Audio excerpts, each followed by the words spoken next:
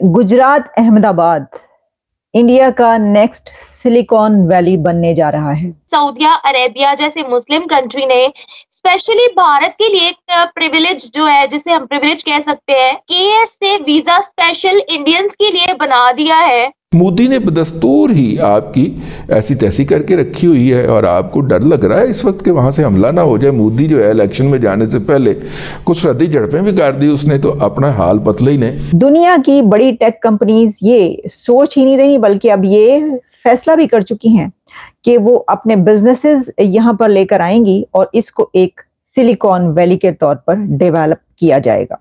ये चाहते हैं कि तकरीबन 150 मिलियन इंडियंस पर ईयर जो है वो जाए सऊदी अरेबिया, वहां का विजिट करें। इकोनॉमिकली इतने डिप्राइव हो चुके हुए हैं कि इंडिया से जंग, क्या वो जंग हो भी गई तो ये 2-4 दिनों बाद इनके पास असला खत्म हो जाएगा। मोदी साहब जो है वो छा गए हैं, मोदी साहब लेके बैठ गए हैं बाकी सबको। उन्होंने कहा पाइन जो मर्जी कर लो, मैं करके वो खाना है।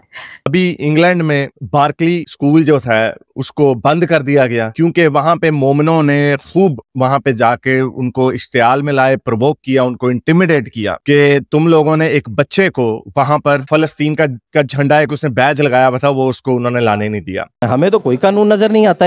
यहाँ पर है दहशतगर्दी, यहाँ पर है जोर, यहाँ पर है बंदूक रखकर काम करवाना।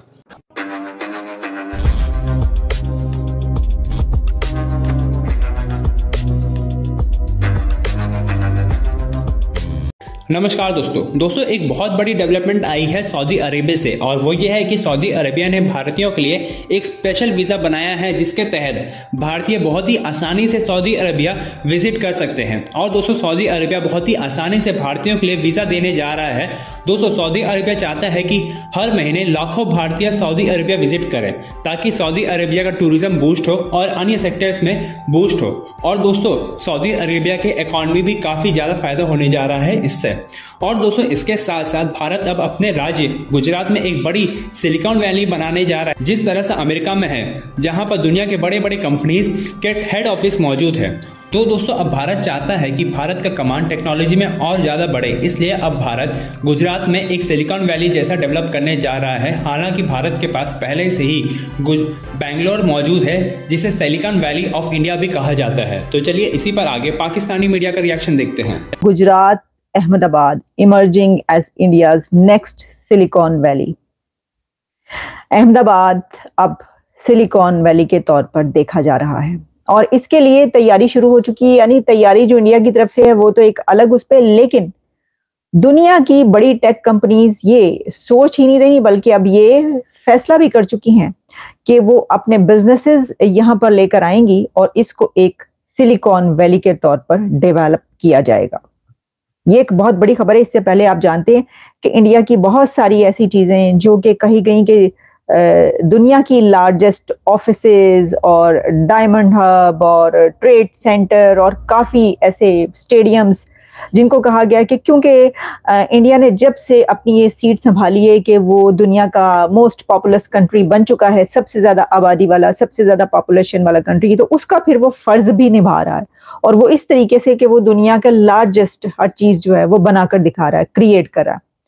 लेकिन सिलिकॉन वैली जो है वो अहमदाबाद में डेवलप होना, ये कोई इतनी मामूली बात इसलिए नहीं है कि आप जानते हैं कि सिलिकॉन वैली जो है वो यूएस में है और सैन फ्रांसिस्को, कैलिफोर्निया, बे एरिया में सिलिकॉन वैली मौजूद है और जिसको दुनिया का जो है टेक हब कहा जाता है और दुनिया की बड़ी कंपनीज वहां पर मौजूद हैं और इनोवेशन और टेक्नोलॉजी में जो है उसको ही देखा जाता है। तो सिलिकॉन वैली का अब इंडिया में जो है वो इमर्ज होना कैसा है, देखिए एक बात याद रखिए कि और भी कंट्रीज हैं जो इसकी कोशिश कर रहे हैं, और भी कंट्रीज जो हैं वो सिलिकॉन वैलीज जो हैं वो बनाने के लिए अपनी उनकी तगोदो जारी है और उन्होंने अपने अपने टेक हब बनाए हैं। लेकिन चाइना की इसमें बहुत ज्यादा कोशिश है। चाइना ने इसके लिए काफी जद्दोजहद भी की है, चाइना इसके लिए काफी स्ट्रगल भी करता रहा है और उसने काफी बड़ी बड़ी कंपनीज, टेक कंपनीज हब जो है अपने उधर सिलिकॉन वैली के तौर पर जो है उसको इमर्ज करने की काफी कोशिश की है। जहां पर मक्का मदीना है, वहां के प्रिंस से लेकर के पूरा यूएई मोदी जी के समर्थन में है, मोदी जी के सपोर्ट में है और मोदी जी के साथ अपने रिश्ते को और भी स्ट्रेंथ और भी ज्यादा खूबसूरत बनाने के लिए अपनी मेहनत करता चला जा रहा है। हम सबको पता है कि इससे पहले भी 2023 में सऊदी अरबिया के क्राउन प्रिंस खुर्शीद साहब ने भारत के प्रधानमंत्री श्री नरेंद्र दामोदर दास मोदी जी से बैठ करके बात की थी और एक ट्रीटी साइन हुआ था, एक मेमोरेंडम साइन हुआ था कि भारत की जो महिलाएं हैं वो हज पर अकेले भी आ सकती हैं और उनको पूरी तरीके से मदद जो है वो यूएई देगा और वो अगर अकेले आ रही हैं तो जैसे उनके घर से एक जेंट्स जाता था, उनकी देखभाल करता था, अगर वो बुजुर्ग है या यंग कोई लड़की है तो उसी तरीके से यहाँ पर उसका पूरा केयर किया जाएगा और ऐसा हुआ भी। और हमारे लिए बहुत बड़ी अचीवमेंट थी कि 4300 से अबव मुसलमान महिलाओं ने अकेले जाकर के हज किया था, क्योंकि एक फुलझड़ी लगाया हुआ था दाढ़ी टोपी वालों ने भारत में कि महिलाएं अकेले हज के लिए नहीं जा सकती हैं। अब सोचो कितना बड़ा चुटकुला है कि अल्लाह के घर में अल्लाह की हिफाजत में हज करने के लिए हम नहीं जा सकते थे, एक साथ में दुमछल्ला मुसलमान मर्द को लेकर के जाना पड़ेगा।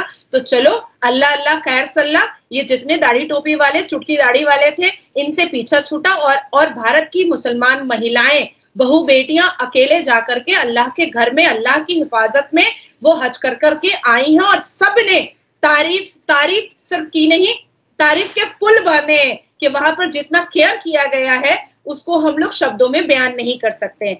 अब वाकई में जिस तरह से केएसए वीजा को लेकर के सऊदी अरबिया ने इतना बड़ा स्टेप यूएई ने लिया है और सारे वीजा को ज्वाइंट करके भारत को फैसिलिटी दी है कि भाई आप हज करने आओ, आप उम्रा करने आओ, आप तवाफ करने के लिए आओ, आप यूएई विजिट करने के लिए आओ, आप पढ़ाई करने के लिए आओ, या आप किसी रिश्तेदार के यहाँ आओ, या आप शादी करवाने के लिए आओ या जाओ, या आप किसी बिजनेस रिलेटेड यहाँ पर आओ।